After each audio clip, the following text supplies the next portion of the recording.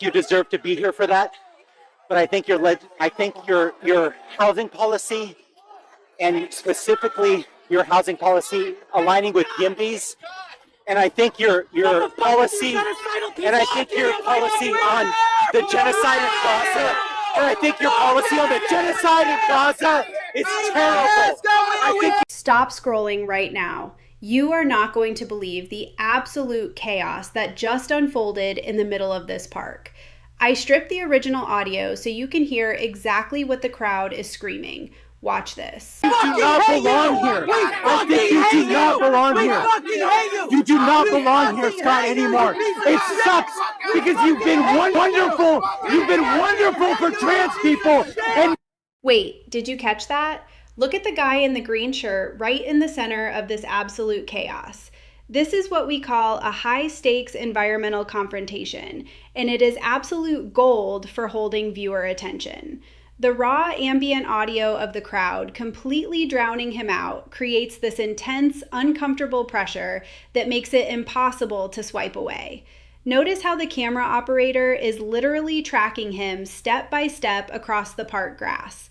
That dynamic movement is exactly the kind of raw asset you want to pull down, grab a clean 4K YouTube downloader extension so you can drop this right into your CapCut timeline without any compression artifacts. When you're managing a high volume of shared media for short form, this is the exact type of visual pacing that works.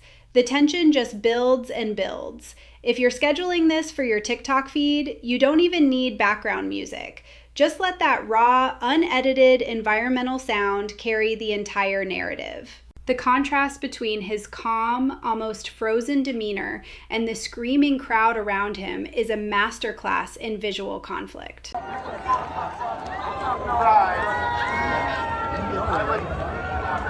was the first sitting of the parade, and I'm not the last.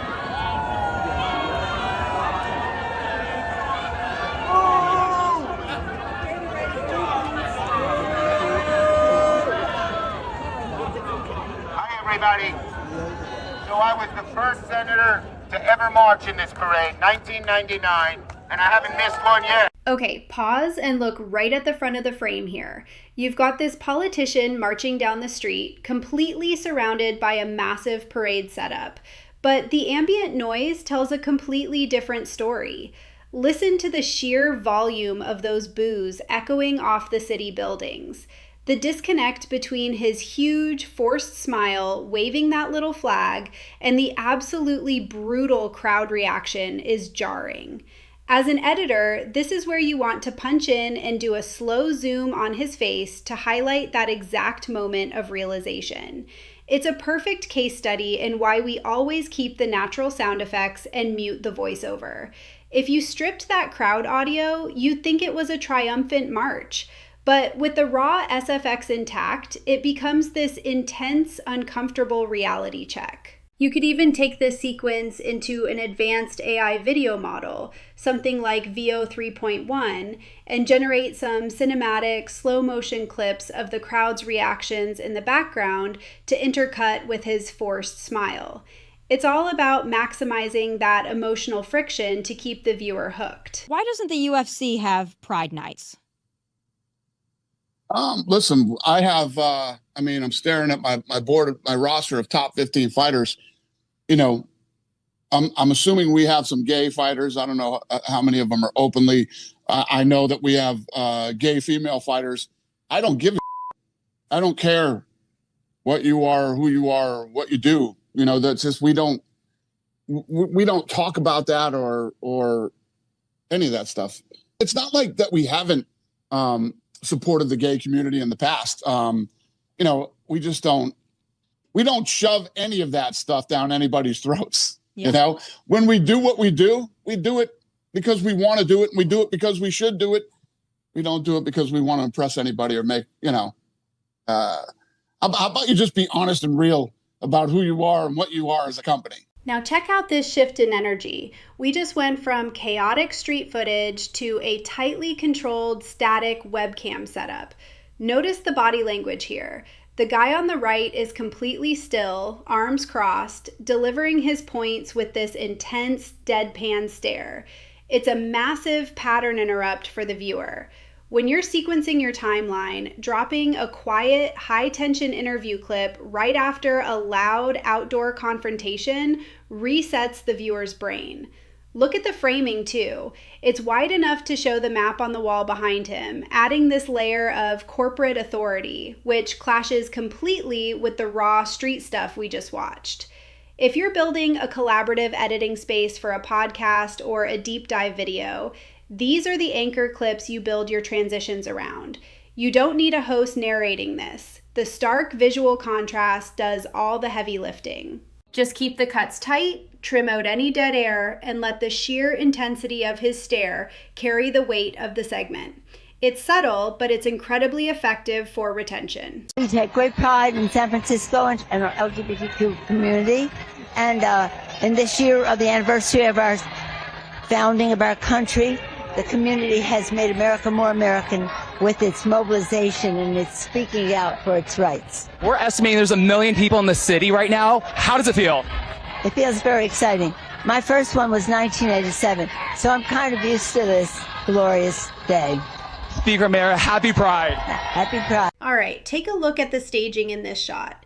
You have a high-profile figure sitting in the back of a slow-moving convertible, completely separated from the actual crowd on the street. It's a classic PR setup, but watch how awkward the physical movement is. She's awkwardly holding the flag, trying to time her waves to the people behind the barricades, but there's this visible barrier between her and the reality on the ground. As a video strategist, this is where you analyze the visual geometry. The camera is locked onto her, but the real story is the blurred background of onlookers who barely seem engaged. If I were processing this for a quick turnaround edit, I'd probably use some masking tools to desaturate the car slightly and pull focus on the stark lighting hitting her face. It almost feels like a movie set rather than a live, organic event. It's this weird mix of hyper-visible and completely isolated. Always pay attention to how these public figures physically interact with their environments. It tells you more than their speeches ever will. Christian folk have been blind to our bigotry, to the ways in which we are inhospitable to those who have another way to the center. And then Jews and Muslims and Hindus and Sikhs and others had to stand up and say, we too know something about the glory of God. We talked about equal protection under the law. Wow. Check out the architecture in this one. We've suddenly dropped into this grand formal church setting. Look at the wooden podium, the stained glass vibes, and the way he's commanding the room from elevated ground. The visual authority here is off the charts. But watch his hand gestures. They are sharp, practiced, and timed perfectly with his cadence.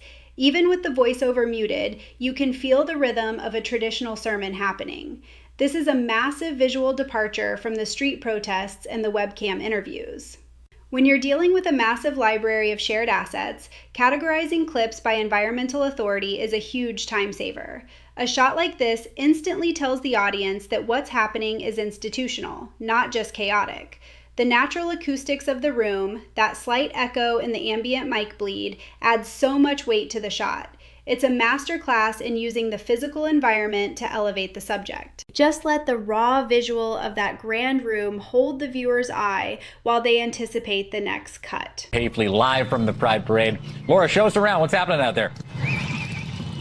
Yeah, Jacob, you got to be out here with us. We are in Manhattan at the beginning of the Pride Parade, and it is super active already. We just had some politicians come through, but this is when the fun really starts. I've met people from Massachusetts, all kinds of people here. I'm going to talk to my friend right here. How are you?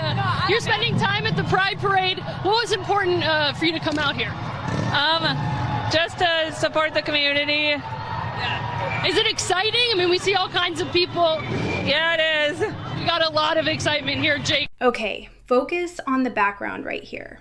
You've got a news reporter front and center trying to maintain this professional composure, but the environment behind her is just absolute anarchy.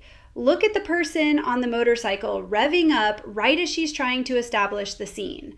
The contrast between the rigid, traditional news framing and the unpredictable street energy is exactly what makes live footage so compelling. When you're slicing this up in a workspace, you want to preserve that chaotic energy. Don't stabilize the footage too much. Let that slight handheld jitter remain because it adds to the authenticity. It's moments like this where the carefully planned PR narrative just completely breaks down and the reality of the street takes over. The visual tension of her trying to speak over the roaring engines and the bustling crowd is fantastic. It's raw, it's unpolished, and that's exactly why it keeps people watching. We don't want the polished news anchor. We want the unpredictable reality of what's actually happening on the pavement. That's the raw breakdown. Hit subscribe if you want to see what they're actually trying to hide in the edits. See you in the next one.